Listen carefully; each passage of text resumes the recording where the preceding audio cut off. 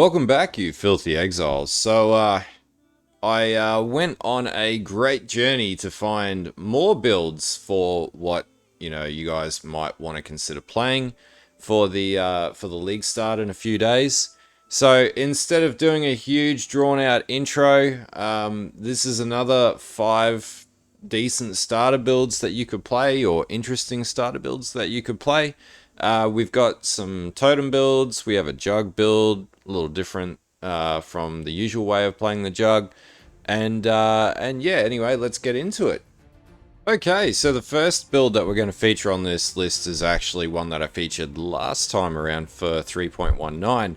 And it's the British Exiles SST Bleed Gladiator. Now, the reason why I like this build from a league start perspective is this can go in a fair few different ways as far as max leveling goes. Now, the actual sort of stacking of shield skills like SST and Shield Crush actually ends out in some pretty high endpoint damage. For anyone who watched my channel, I rolled a crazy ass jug last league, which absolutely slapped everything in the end game and was doing, I think it was like just shy of like 18 million DPS. Now, in particular with this build, one of the biggest advantages from a league start and playing Bleed Dot is that it's super reliable and just getting that early map clear and sort of smashing through endgame maps without too much hassle. Now, the British Exile's actually got a website for this build in particular. I know he's played it for a couple of leagues now, so definitely check it out. Some of the other advantages are it uses max true block. So instead of running glancing blows, you actually get true blocks, so then you can actually run around, and when you do block damage, you don't take any damage, which makes it significantly more tankier from a league start perspective. The other thing is it does run Resolute Technique, which means you don't need to worry about stacking accuracy or crit, which is what you tend to do on a lot of melee builds at this stage, which can make it a bit challenging to sort of min and max or get it to that point where it's comfortable in mapping and taking down bosses. Now, is this a boss killer build? Not really. This is more so spec towards leveling, and then you can respec when you get to that high end point in endgame where you can afford to actually spec into some cooler or more interesting things. That being like Flicker Strike and whatever might actually be something that you look at building this into later down the track if you get sick of playing Bleed. Anyway, check this build out, check the British Exiles link out, and follow his guide. It's pretty good, it's reliable, it'll get you started for the league. Okay, the second build I'm going to throw on here is one from me. It's actually going back all the way to 3.17. And I've updated the trees. They get up to 3.19 ahead of the release of the new POB, which we should get in hopefully a few days. Now, they are Consecrated Path Totems, the Chieftain in particular. Now, my variant of the build was not as tanky, and you can definitely do a lot more with this tree with some more sort of specking. In this particular tree, I've given you a sort of early progression as to how to make totems work. The other thing that I actually did, and if you have a look at the notes of the POB as well, it'll explain where the damage comes from for totems. Now, it can be a little confusing when trying to figure out how to get totems working, like War Chief totems or Earthbreaker totems in particular. This is focused towards, or Consecrated Path Totems. It's interesting, there's a lot of sources where it comes from, but it's not necessarily straightforward, and until I'd actually unwound it, I didn't see a lot of guides out there previously that really explained it in a lot of depth, which I've tried to do in my particular guide. Now, the advantage of totems is your best defense is your highest level of offense, so the entire idea is predicated around smashing shit before it gets to you. The other advantage with the Chieftain and with totems is that you can use them to bait enemies and taunt enemies off of you, which is a real great advantage that comes with using totems. And so learning how to place totems actually becomes somewhat of a real skill set when you're learning how to make this build work. Now, early leveling, really easy. You get access to Earthbreaker in Act 1, and that means any slam skill that's available to you. Volcanic Fissure, not recommending it, but if you so choose to, I have a video on that as well, which I'll put a link to in the description. That could be used to level up until you get to, Consecrated Path Totems, which will travel to enemies around the map, which is pretty cool. You might decide that you want to run Tectonic Slam Totems. You might decide you want to run ground slam totems, and that's actually quite powerful with this build. This pretty much caters for it. From a league start perspective, some people will be like, well, you need unique items to make that work. Realistically, the two items that you really need to make this work is a Brutus Lead Sprinkler and a Crown of Ice. Pretty much get you started, and then later down the track you can get a +1 shield and everything else that you need. But if you get those two particular items, and I've given you a summary and order of the items that you need as well in the POB, that's linked in the description below to the video, it will tell you how to get it working. Okay, so build number 3 is actually going to be from Vikton, and I know he put this video up today actually. So I looked at this and I thought it was really cool because I agree it's going to be a good build from a damage perspective, that is. Now, if you're not the type of person to play squishy characters, this one's not going to be for you, but it's Ice Spear and Freezing Pulse totems. So on the Hierophant, that is. So basically what you need to do with this particular build is when you're mapping, you're running Freezing Pulse, and when you're bossing, you're using Ice Spear. Now, if you get really lazy, you could potentially run Ice Spear in maps. Not always the recommendation. Here, Freezing Pulse is just significantly better at mapping from a AoE perspective. But you know what? You can play this however you want. I actually think this would be a pretty cool build to league start with. We haven't really been playing totem builds very much, and with the new league mechanic, this one's going to be quite good. Now, just bearing in mind, you will die from the occasional offshoot of a skill or whatnot, but this, as you know, in Von Vikton's guide and video, it will take you through all the way through to the end game and is quite powerful. Now, looking at the POB, he's actually given a full act by act breakdown of how to level this up with all the leveling trees in quite a lot of detail as well. Skill wise, yeah, there'll be multiple setups here with the league starter setup as well, and it gets good damage as you level up and as you're playing through the game. Yeah, there's not much else to say. Totems are just a really, they're a unique skill, and they're not a play style for every single person. Some people get really frustrated with playing totems, which I can completely understand why. You know, there is a little bit of lapse of flow, positioning's more important. But I actually really like the skill. I prefer totems over mine and yeah, basically any mine or trap builds.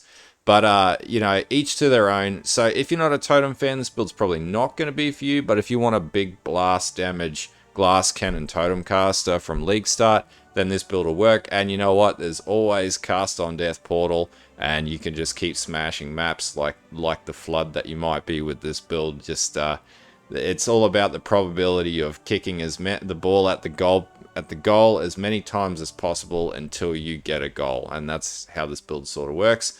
But you know, for anyone looking for something interesting and cool, this is definitely one worth looking at.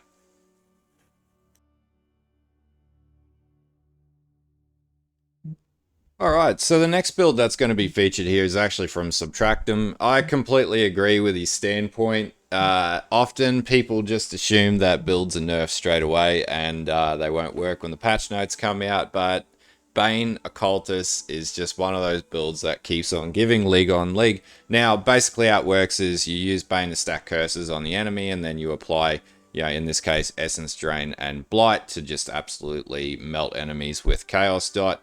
This build's pretty much been consistent league on league. One of the big advantages of playing this particular type of build is Chaos Dot just rips through enemy defenses, and with the changes that have been made in the new patch notes, it will continue to do so, though there has been some scaling back against Bane itself. Now, defensively, this build is like a really moderate defense level type of build. It's really geared towards taking down map packs and exploding maps and, you know, farming currency that way. But it is actually quite good at taking down bosses too, and what you'll see in Subtractem's video is that he did things like the Feared and whatnot with this build as well.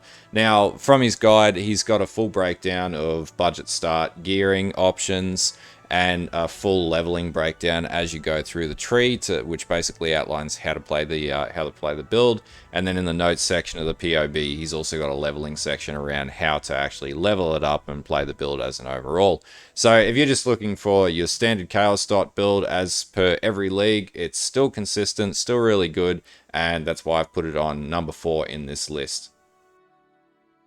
Alright, so the final build that I'm going to mention on this list is it's a little bit of a variation on the usual take. So obviously the Inquisitor RF build is super consistent, even though there was a slight nerf to Pious Path this league, it's still going to be really powerful. I feel like people sort of run with the bulls with that one and just go, the build's fucked, there was a change to the Ascendancy. No. It's still going to be super powerful, super tanky, and super easy to level up. Now, obviously, the guy we're talking about who puts these builds together, and he's actually got a whole damn website for how Righteous Fire works, is Pohx. And in particular, the build that I'm going to feature on this list this time around is the RF Jug. Now, one of the reasons why I really like the Jug is obviously you get the Unstoppable node, which means you can't be stopped and you don't need to worry about being stunned ever.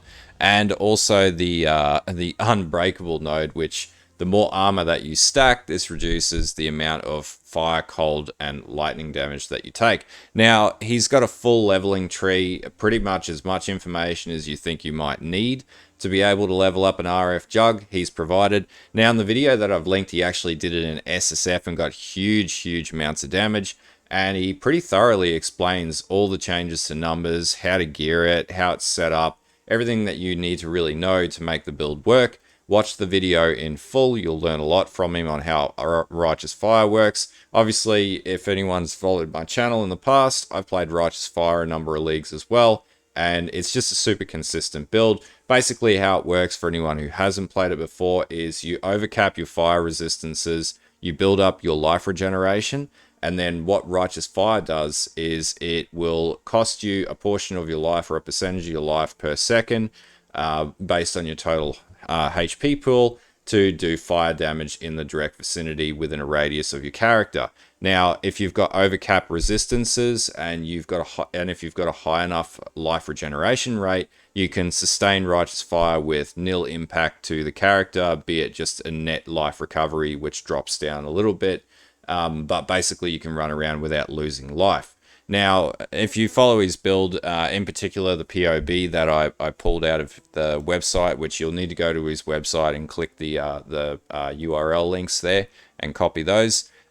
He's running at overcap resistances at 82 to 80%. So, a fair bit of damage reduction, and that sustains Righteous Fire with a net life regeneration rate of 1100 life per second, which for anyone who's played RF, that's a whole shitload of life per second. Obviously, the other advantage with the Jug is, you've got nodes like Untiring, which means you take, as you take damage, you actually regenerate even more life, which makes the Jug a really good option for RF. And I thought I'd feature the Jug version on one of these lists as opposed to the Inquisitor, because every league we all play Inquisitor. Everybody knows RF works really well on Inquisitor, mainly because of the Pious Path and Consecrated Path sort of enabling that ascendancy has. And the Jug, in the past league has got a little more love, in particular from the addition of the Unbreakable node.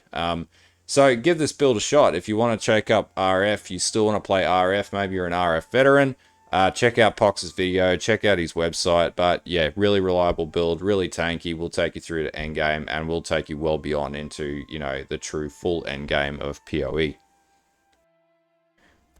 Okay, so I hope this list gives you some more ideas. I never claim that these builds that I put on here are the best builds, and I always sort of revere channels that have the confidence to be able to put that up.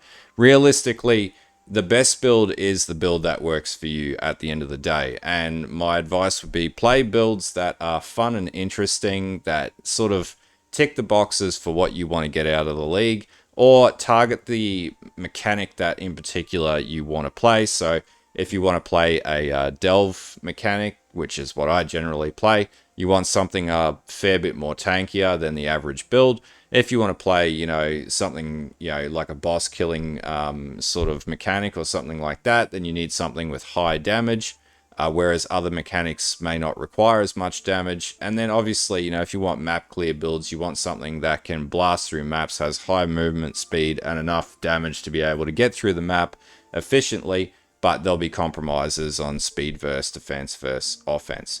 But yeah, definitely just have fun in the league. Obviously, I will be playing a pretty much unknown league starter with Volcanic Fissure Totems.